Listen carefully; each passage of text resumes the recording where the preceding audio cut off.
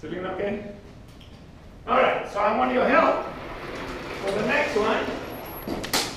DF between xi and d1. Don't ever fight this thing. You see a hand raised? Okay. Okay, let me go with it. I was just too hungry. Well, you just spoke, so. What? I was going to pick someone else. Discriminating. So Fine. tell me what's the denominator. And maybe Christian can tell me the numerator since both of you raised your hands. So tell me the denominator and Christian tells me the numerator. So it's 1 plus G6 and G1. Okay.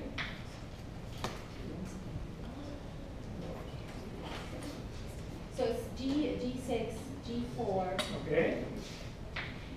and G2.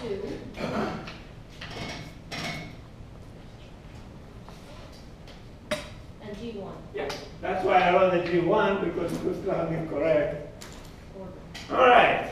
Christian. What's the numerator? G3 times G4. Okay, you allow me to write it in the order we immediately go backwards. G4 times G3 backwards. And here to here, we need G4 times G3. That's the question that was on their test that was really hard? No! Oh, okay. I'm ready for that This one. was the easy example. Here is Dr. Ives' question. I'll draw a different diagram. Oh shit. Okay? This is the one? Because it doesn't make any physical sense. Dr. Ives was a mathematician, okay? He didn't have, I think, a single degree in chemical engineering. That's weird. So let's put here, what should I call it? B bar, B prime bar, whatever.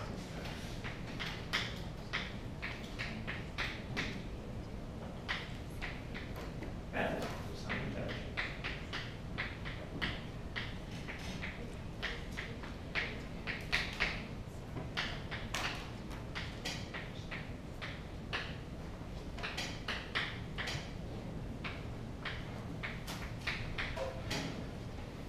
And here's the big thing.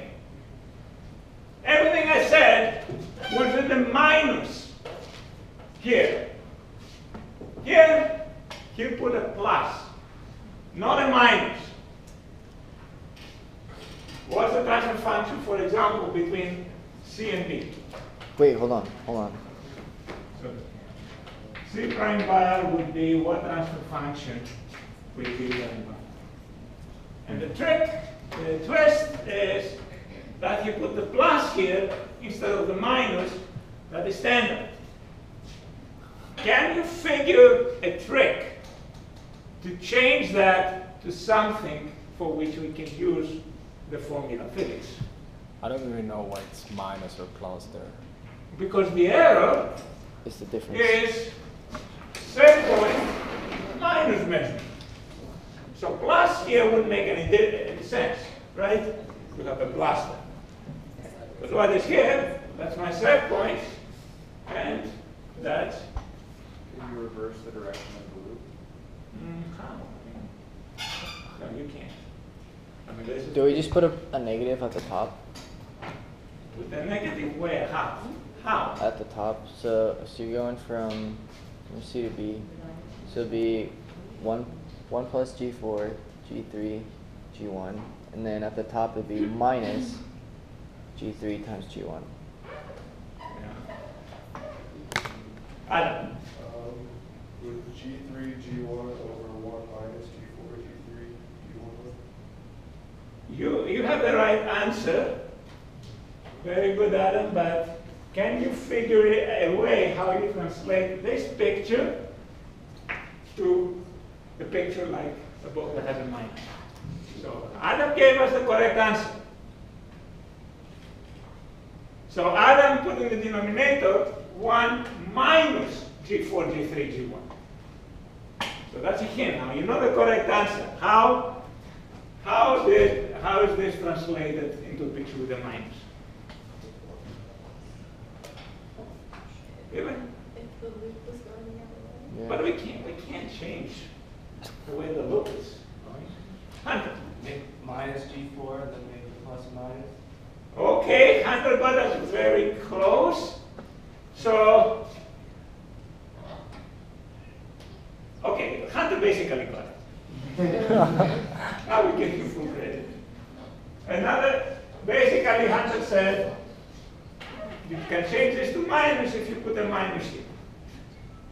But if I don't want to change that, alternatively, you can put another box with a minus here. Same business. Very good. Did you get it on the test? Yeah.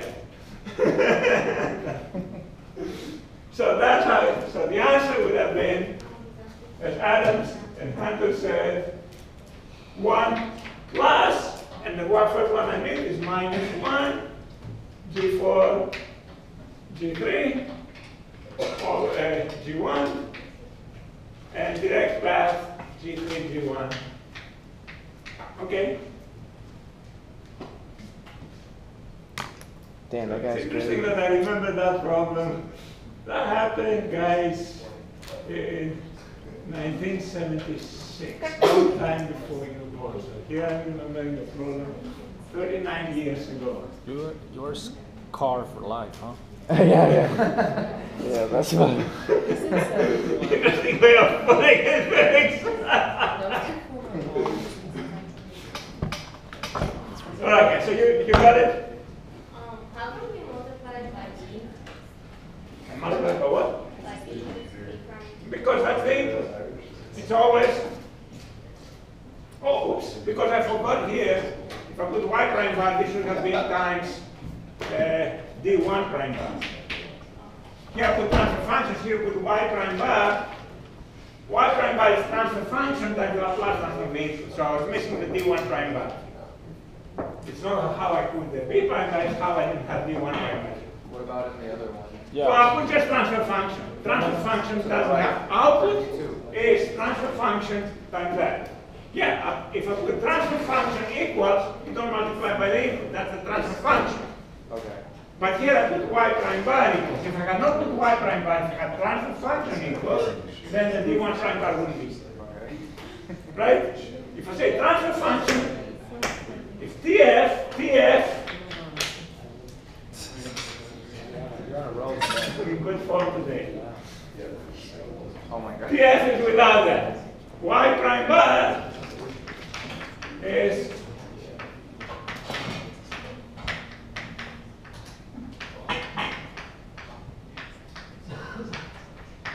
okay, transfer function. Brilliant, Andrea. Question? Clear, everyone? The transfer function is this. Y prime bar is transfer function. Thanks. Okay. So let's move now to the next thing.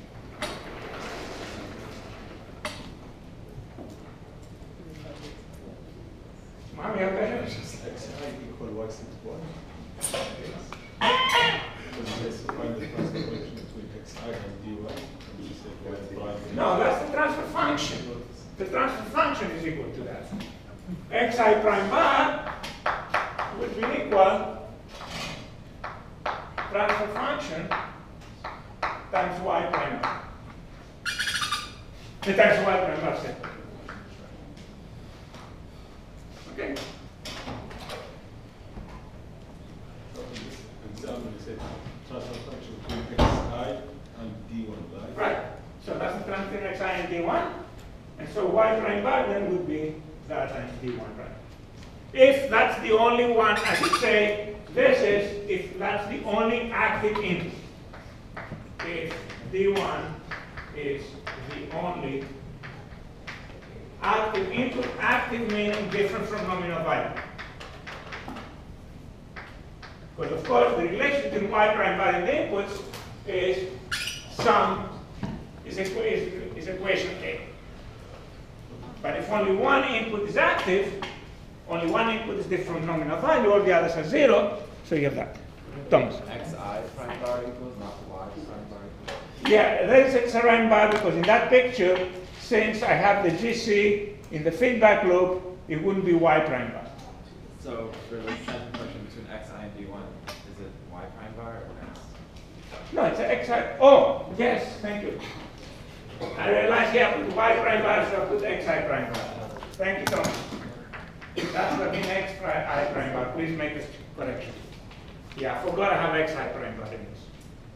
Yeah, because the output I'm talking in this picture is Xi prime bar. That's the output I'm showing going up.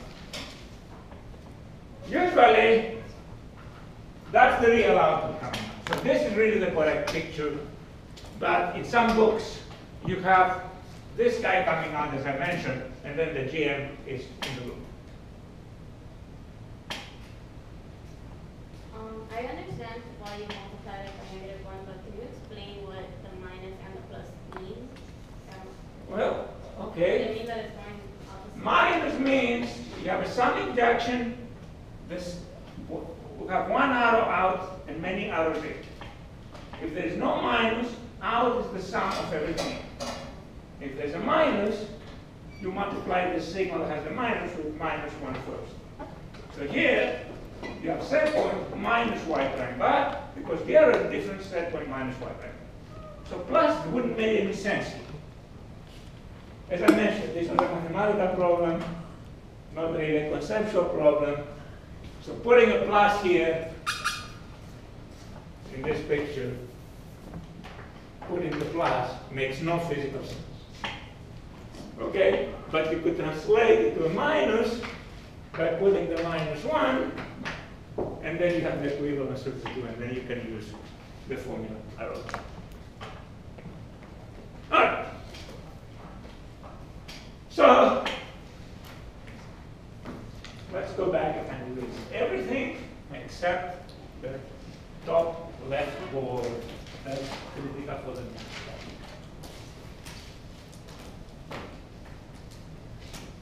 Stability is critical in process. With process control, we can take an open loop, unstable system and change it to a closed loop stable system. Now, this is a very rare situation where open loop systems are unstable. It would never operate on manual on a stable steady state. And there are few situations where this has physical application, but the one well-known example is with reactors, with exothermic reactors. Now, you haven't had kinetics yet. Has anybody had kinetics yet in this class? No, okay. Sorry.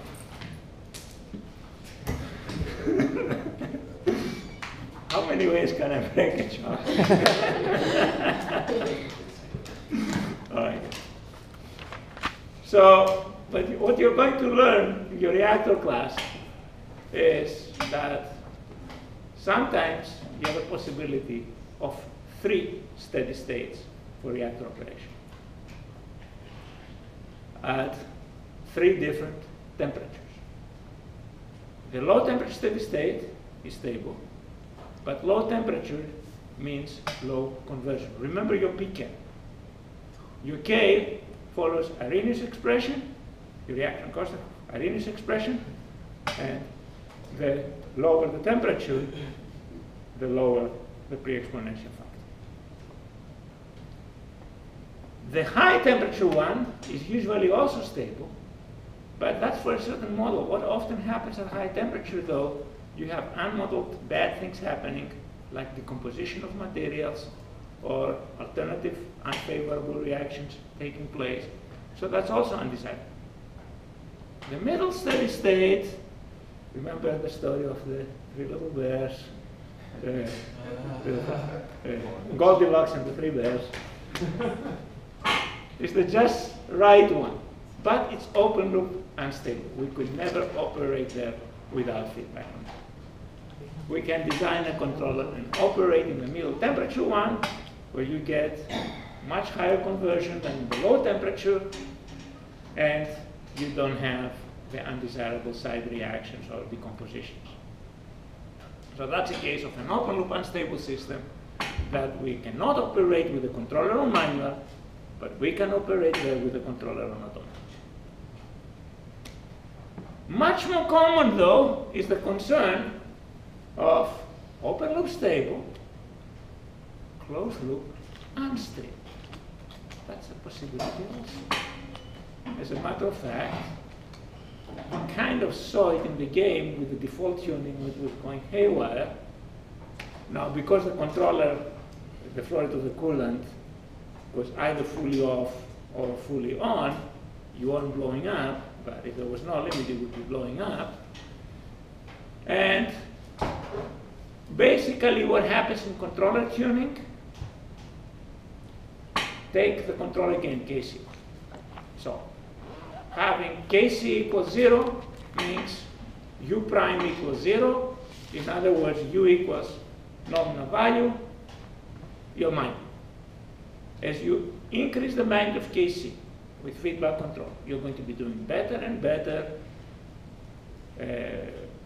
killing disturbances faster, reaching new set points faster. But if you go too high, you become unstable. As a matter of fact, the moment that you have integral action, if you make the wrong sign of Kc, you're guaranteed to be unstable. So, closed loop stability is very important. Open loop stability, we learned about open loop stability. When is a system open loop stable? The poles Okay, one on the poles what? are negative. Exactly. When the poles of the open loop transfer functions have all negative real power. Guess when is the closed loop system stable? When they're all positive. When all the poles of the closed loop transfer function have negative real power. So again, poles must have negative real part, but now we have different transfer functions. Okay? Now, for the open loop transfer functions, what's the denominator of the transfer functions? What kind of function is it, the denominator? For closed. For open loop systems, so remember we're talking function of S. What's the denominator of GU of S and of GDI of S? What kind of function? 1 plus tau s. Thank you. Exactly. It's polynomial. And for polynomials, you know exactly how many roots. There are a lot of good numerical methods that find all the roots. And so we can, including the ones we've been used in class on the web, the MathWorks one, right? The Wolfram one, sorry, the Wolfram one, mathematical. For closed loop systems, though, because of the delay, that e to the minus ds now enters in the denominator. It's no longer a polynomial equation. And it's an equation that not only it's not polynomial, we have no idea how many roots we will have. And remember, roots can be real or complex conjugate. And you can't plot it and find how many roots you have because of the complex roots. You can plot and find how many real roots you have, but not the complex conjugate ones. So closed loop stability is a real challenge. And that's going to be our next focus of attention.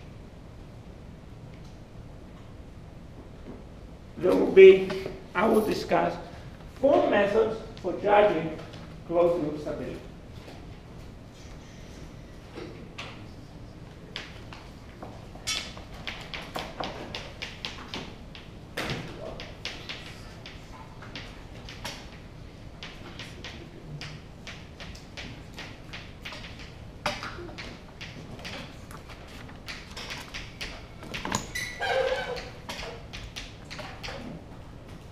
First one, I will call it direct calculation.